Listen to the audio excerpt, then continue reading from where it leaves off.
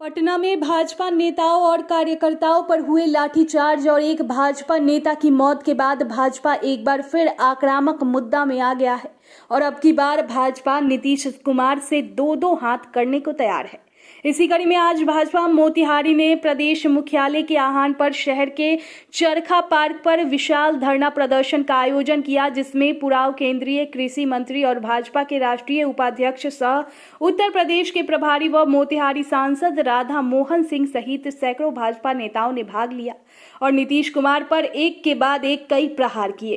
राधा मोहन सिंह ने कार्यकर्ताओं को संबोधित करते हुए उक्त घटना को तानाशाही की संख्या दी और पटना में हुए लाठीचार्ज व उनके नेता की मौत के लिए नीतीश कुमार और तेजस्वी यादव को जिम्मेवार बताया।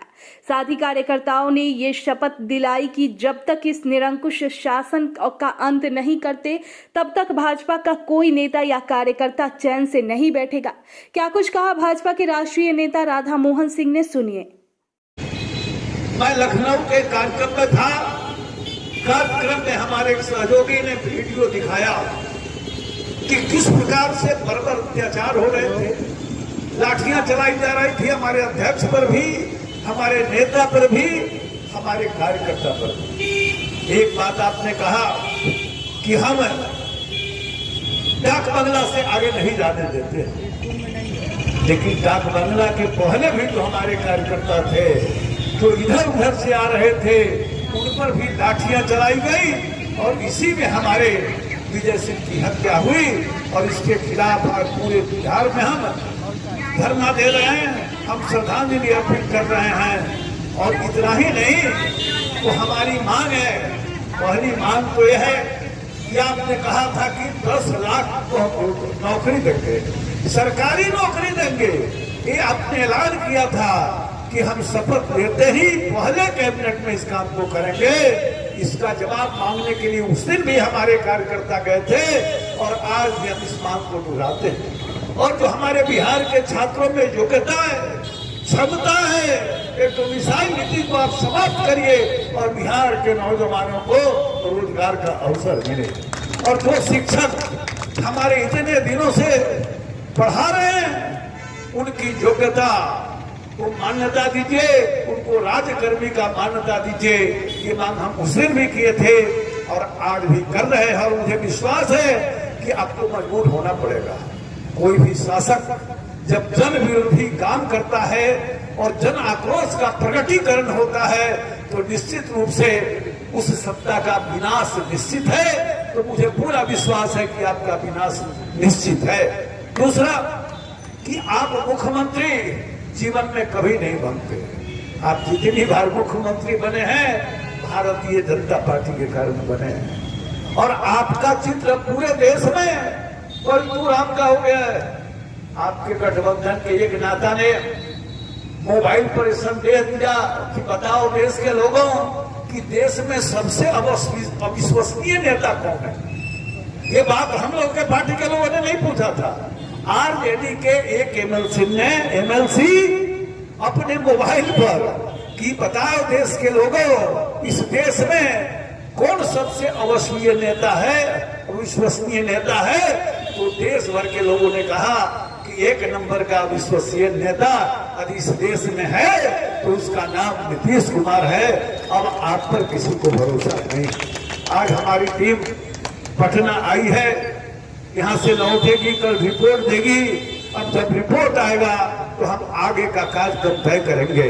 हमारे मोतिहारी के भाई और बहनों, आप ध्यान रखें, आज से बहुत पहले 2004-05 में जो हमने सपना देखा कि अब ऐसी सरकार जो अपराध मुक्त हो, आज उतने दिन के बाद अपराध के बोझ में बैठ गई। बिल्कुल वो दिन वापस आ रहा है, वो जंगल राज वापस आ रहा है जिससे मुक्ति के लिए हम सब लोगों ने संघर्ष किया था।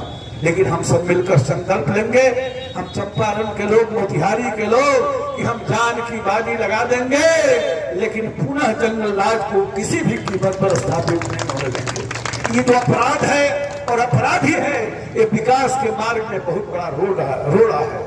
और जब तक भारतीय जनता पार्टी का एक भी कार्यकर्ता बचा रहेगा, अपराध और अपराधी से किसी भी प्रकार का समझौता नहीं कर सकते। जिन राज्यों में हमारी सरकार है, जिन राज्यों में हमारी सरकार है, वहां विकास क्यों हो रहा है? इसलिए कि अपराधियों के साथ कोई मरम्मत नहीं है। हमारे पार्टी के भी, किसी भी पार्टी के हैं, तो हम अपराधियों से समझौता नहीं करते।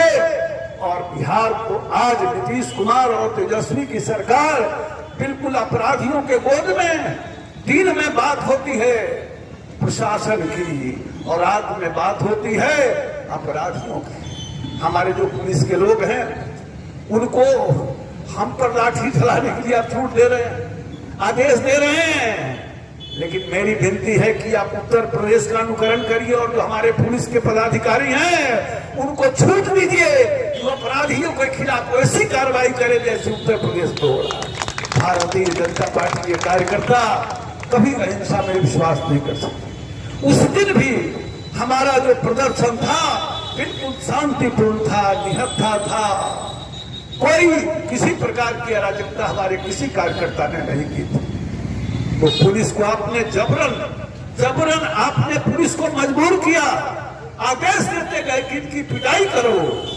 खुशी तब होती जब पुलिस को आप छूट देते कि अपराधियों का इलाज करे। नीतीश कुमार यदि अपराध की गोद में बैठकर आप शासन करेंगे और पुलिस को अपराधियों से निपटने की स्वतंत्रता नहीं देंगे तो निश्चित रूप से आपका खात्मा तय है, आपका विनाश तय है। कार्यकर्ता भाई और बहनों, हम सबको तैयार रहना होगा। कमेटी की रिपोर्ट दिल्ली जाएगी और जो राष्ट्रीय अध्यक्ष जी का निर्देश होगा, प्रदेश अध्यक्ष जी का निर्देश होगा, हम उसके आधार पर आगे भी संघर्ष जो हमारी नियति में है, इस धरती पर जब जनसंघ पैदा लिया था तब से हम संघर्ष कर रहे हैं, तब से संघर्ष कर रहे हैं। एक से एक नेताओं की हमने कुर्बानी दी है। एक कार्यकर्ता की आज कुर्बानी हुई है, ये कुर्बानी व्यर्थ नहीं जाएगा। बिहार के नौजवान शिक्षक भाइयों बहनों, इस कुर्बानी के बाद भी और भी कुर्बानी करना पड़ेगा, हम करेंगे। लेकिन आप नौजवानों को, आप शिक्षकों को आपका हक दिलाकर ही हम दम लेंगे। इन्हीं शब्दों के साथ इस गर्मी में, इस धूप में